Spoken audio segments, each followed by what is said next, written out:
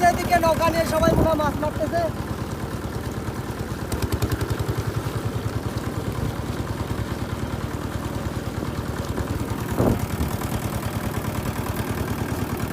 আর ওইদিকে মনে হয় আছে 10 নম্বর, হ্যাঁ 8 নম্বর। 8 নম্বর। আমরা ওইদিকটাও যাবো। আমরা 10 নম্বর ছেড়ে আসছি, এটা 9 নম্বর, এরপরে 8 নম্বর। তারপর আমরা ওইদিকটায় যাবো।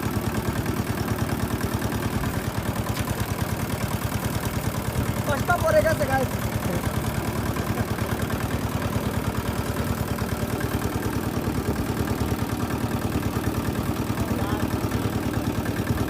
রাখো মাছ